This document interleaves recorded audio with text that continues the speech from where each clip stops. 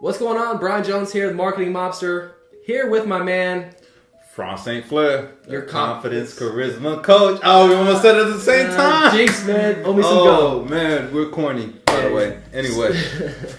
So we're here, man. Thanks again for joining me. We're talking about confidence. All right, you're a confidence and charisma coach. What's the main misconception that people have about confidence? Oh, man. I could talk about this for days. First of all, the biggest misconception about confidence is this: confidence is something you're born with. You're either born confident, you're born charismatic, you're born charming, or you're not born confident, charming, and charismatic. Yeah. That's so not true. That's a misconception. That's a falsehood. Exactly. Okay. You're born with the tools to become confident. For instance, 99.9% people born are born with muscles, obviously, that can grow and become strong. That you can go to the gym and exercise. There's like a sliver that are born with a muscle deficiency that can't do that. But the rest of us are born with the capacity to become strong.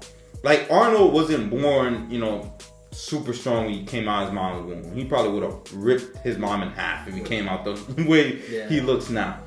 But throughout the years, he became that. So that's the biggest misconception I always have to fight with clients and people I work with, is that confidence is something you're born, something you have. Not true. So that's more of a learned behavior, learned helplessness type of deal, where I just don't have confidence. I'm just not a confident person. And then it kind of, in a way, it's like a scapegoat. It's like an excuse for them not to practice on it. Exactly. Yeah. Exactly. Because listen, confidence is one of those things. Confidence, charisma, being good with ladies, being that popular kid is something that it's a learned skill. All right. But unlike other avenues of our lives, like math, where we went to class to learn it, and then you can I know, right? Nobody likes math. Math at freaking in college, you be like, oh yeah, I know how to do basic math because I've learned it, in high school. I learned it in elementary school. You could have a paper trail, if you will, of I learned algebra in 5th grade, maybe. I don't know. I don't remember learning. No, algebra is like 9th. 9th? Yeah. Something like that. I fell asleep through all my math classes. I learned this at this age. Confidence, you don't pinpoint the times that you learn confidence, or more important for our audience, the people that are watching, the times that your confidence got destroyed. Oh yeah. There's certain areas, and I remember for me, back when I became horrible, I can pinpoint the time I became horrible with women. I remember this like it was yesterday. I liked this girl in my class, and one of my friends found out about it, and instead of being a good friend, right? And don't tell me he told her. He told her in front of her friends. Oh right? man! And they dragged me in front of her, and I remember at that point, I think she liked me too, but because of social conditioning, the pressure of her friends, I was like in 2nd grade, boys are yucky and stuff like that. What happened is when I asked her, like, hey, do you like me too? She looked at her friends. Everybody was looking. There was all this social pressure. She was like, no, you're ugly. Oh, dude. Oh, man. Destroyed my confidence. Things like that, we don't pinpoint, and nobody is there to tell us that there's certain things that build our confidence and certain things that destroy our confidence. Right. Fast forward, and this story, as if you're watching this, you probably know a little bit about my background. The time that I was so nervous to talk to a girl, that when I was about to ask this girl that actually liked me out, I threw up on myself. Yeah, you think that really built up my confidence to go talk to the next girl? No. So here's a certain thing. Here's what confidence really is. This is the truth about confidence right here. Confidence is a skill. Charisma, being good with people, being good with girls, even being good in bed, it's something not born with. It's something that you can learn, right? And it's broken up to 4 aspects, and this is what I break it up into. All right. First of all, reps, right? before that, I'm sorry, competence. Just like if you tell a second grader to hop in the car and drive, he's not going to have the competence to do it. He doesn't know how to do it. He probably doesn't even reach, but he doesn't know how to do it, how to handle it. You know? That reminds me of a saying. It's like, if you judge a goldfish by its ability to climb a ladder, it's going to be, it's... Bingo. Yeah. Bingo. And that same aspect. Mm-hmm. For instance, Brian, the first time you drove a car, right, were you nervous? Yeah. Mm-hmm. Wait, so you're telling me that you wasn't born... Where were you born? Here? You were born here? Yeah. You wasn't born in North Carolina and just popping out driving. Yeah, I'm throw me the keys. Ain't my throw me the keys, you know. It's forget about it. I want to get the real breast milk. You know what I'm saying? So this first you have to learn, right? So you got in the car and you started driving. So tell me about that experience. Were you nervous? I got a funny story about the day I got my license, and this killed my confidence. This ties in. Got my license, and the day I got my license, I was 16. My dad had this huge Suburban. It wasn't it was like a 1986 or something. It had red seats. It was old. It was hard to drive. Let's just put it that way. I went to McDonald's. My dad gave me the keys. Here, congratulations. Go get some lunch. I was like, all right. In the drive-thru, they have these yellow poles that stuck up. I remember. Out. Yeah. So you don't hit the freaking drive-thru thing. Yeah, I remember those. Turned and put a huge dent in the side fender, I guess you call it. I don't know much about cars, but the side piece. And there was yellow paint. I just got my license not an hour before. And so I get my food, I get home, I kind of sneak past my dad, and my dad comes in my room. He's like, what'd you do to the truck? And I was like, I'm so sorry. I couldn't get it in. Here's the kicker. He was joking. He didn't even see the truck. He just came in to bust my chops. Oh my God. You didn't see the truck? No. But then he was like, whoa, what? So I was like, but he wasn't mad or anything. But yeah, it hurt my confidence when I was driving that big Suburban around. I got really paranoid. You know what would have been better? And I'm not judging your dad because our parents do. We're not taught this. Even though he was joking, once he found out it wasn't a joke, and you really... That's a true story, yeah. He could have been like, that's fine because you don't know the width of the car yet. Yeah. That's a confidence thing. Once you learn the width of your car, this is why when you get in other people's cars, you get a little nervous to drive. Mm-hmm. Their car's smaller, bigger, wider, chubbier, whatever. You're like, if you're used to driving sedans and then you go in to drive a truck, you still know how to drive. But you're a little bit of nervous because you're like, all right, this is a bigger car. I need the confidence to know my zone, my area, like how much. When you pull up to a driveway, if you can fit in that driveway with your car, you don't. You know what I'm saying? All right, I got a parallel park over here. My car doesn't fit here. Mm-hmm. My car fits over there. You know this. Mm-hmm. Overconfidence, over time, developing that confidence. You know how fast your car goes. You know how if you can run that light or not and make it without getting smashed. Yeah. If your car fast enough, if your car is, it just becomes second nature. It becomes second nature. Right. Fast forward. You've been driving for years. What are you, like 30, 33? Yeah. 34. 34. I did the math in my head. You've been driving for years. Now you have enough competence of driving that you're texting and driving properly. I'm not saying that you're doing this, but most of you guys are competent enough to text and drive, eat a pizza and drive, watch YouTube videos and drive. You do so much things driving. And if you have a kid, you're probably disciplining your kid in the back seat and driving. Driving around fidgeting with the car seat. Exactly. The 16-year-old you, when you first started, couldn't do that. I would have pulled over, handled my situation, and then got back in. This leads into the next part of confidence, which is, besides competence, knowing how to drive, how everything works, is reps. How many times have you driven a car since the first time you drove? Hundreds. Thousands. Yeah. The more reps you do, the better you get at it. Same thing with confidence, right?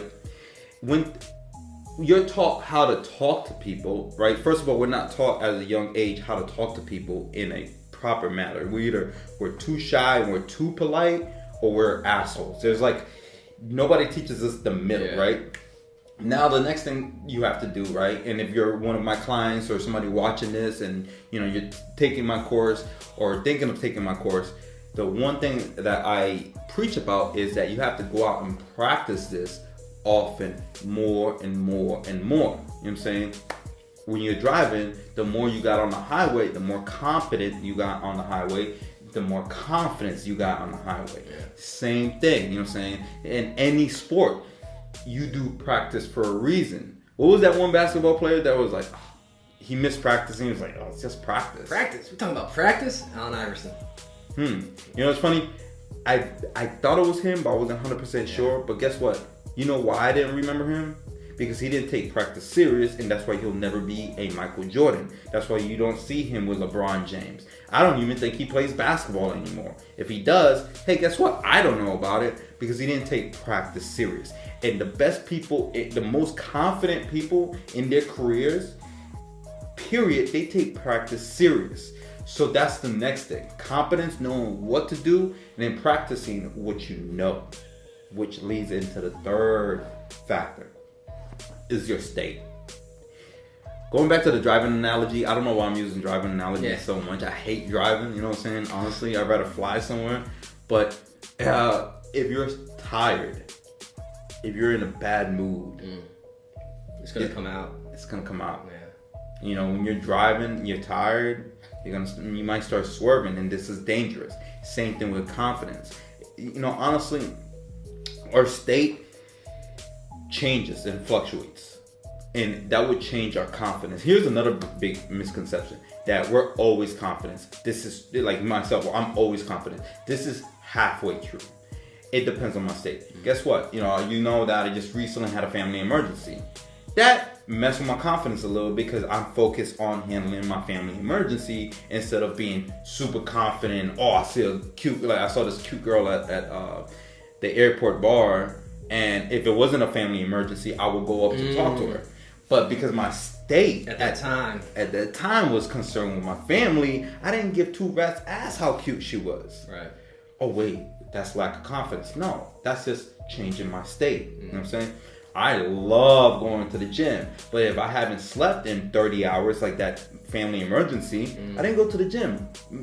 I wasn't in the right state, physically and mentally. So state is another very, very, very important thing. You know what I'm saying? And you teach people how to get into the proper state as well, right? Yes. Yeah, that's because that's the major key. Exactly. Yeah. And here's the thing too. I'm gonna play devil advocate myself. I'll get a lot of clients, I'll get a lot of people, got a lot of friends, family, and it's like, well, they'll use the excuse of not going to the gym or not feeling confident. It's like, I don't feel like it. That's an excuse.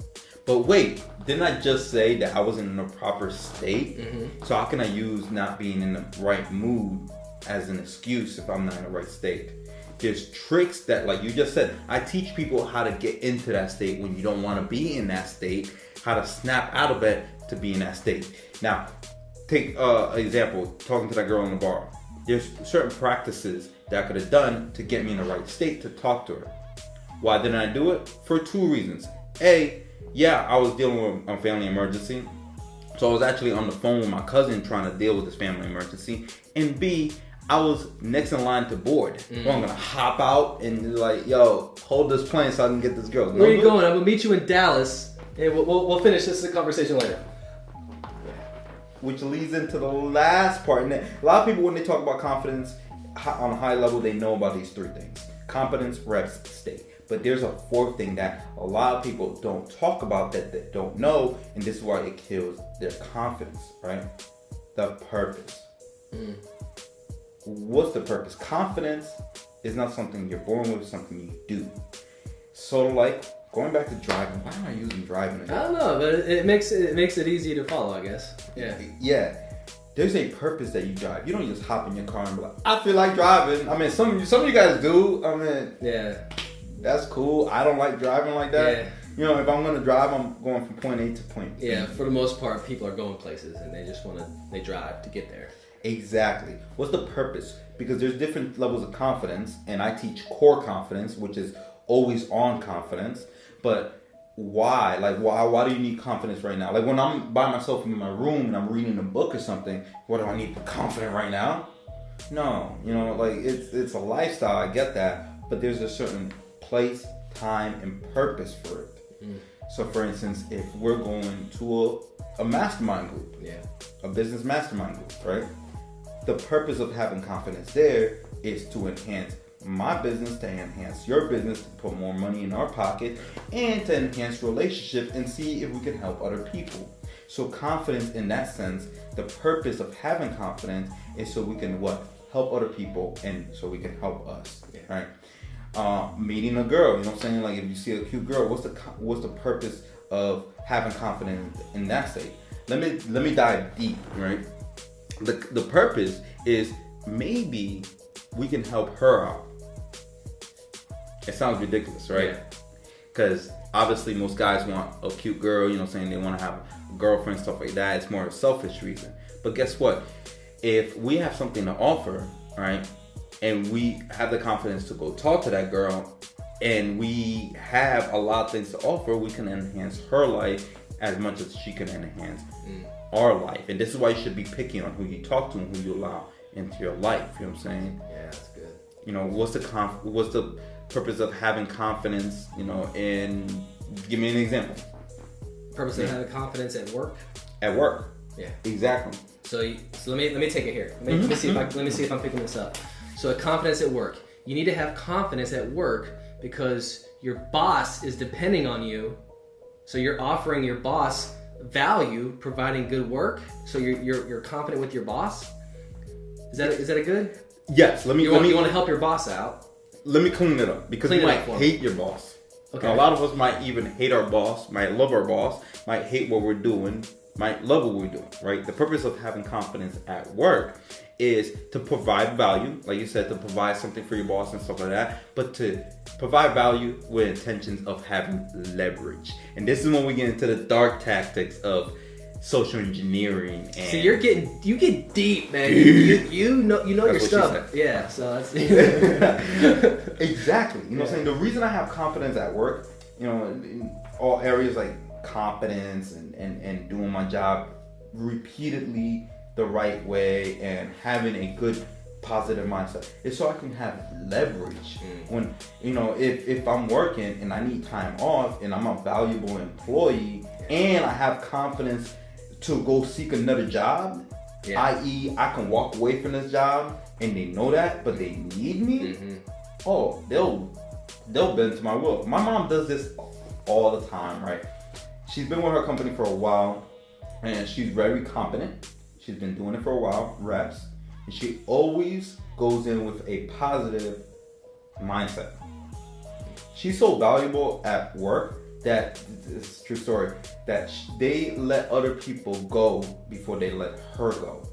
That if she needs time off, they give it to her. She can call out anytime and it doesn't count against her, because she does her job so well and she's so valuable at work that she uses it as leverage. Yeah, that's what you want. It gets to the point where you're layoff proof. So if layoffs start coming, you're the most valuable asset on the team. They're not going to lay you off because they need you. So it is leverage. That's good stuff, man. It's leverage, and that's why you want to have confidence. Right. And it goes going a little bit deeper for people who have 9-to-5 jobs. And this is why you should always have options in your life. If you have 2 or 3 resumes out there and job interviews, and you even let your boss know that in a tactful way, hey, I need tomorrow. Why? It's like, I'm actually interviewing for another job. And they're like, you're leaving us?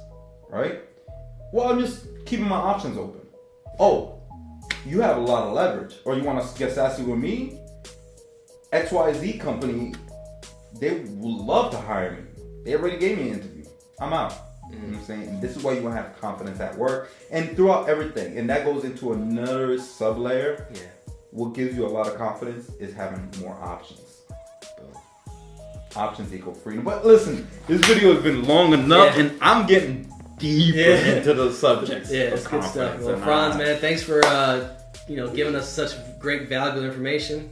I mean, do you have any other questions or anything Not at the moment, man, but it'll come to me. If I do, I know where to reach you. And for the people watching, how can they get a hold of you if they want to, dive deeper into this? You can follow me on Instagram, on Facebook. I love answering questions there. I always get on there and try and personally answer every question that comes up there. And that's at Franz St. Flair. I'll have it linked somewhere. Link down here? Yeah. Up here. There, you know what I'm saying? Yeah. Or, they can go to the confidencecharismacoach.com. You know what I'm saying? Sign up for my email list. We give up great information all the time. We're just content machines. Like, I love this. When it comes to social engineering, social dynamics, confidence, charisma, how society and social interaction works. Boom, yeah. That's your cup of tea, huh? That's my cup of tea, man. All right, Franz, appreciate it, man. Definitely. All right, take it easy, guys.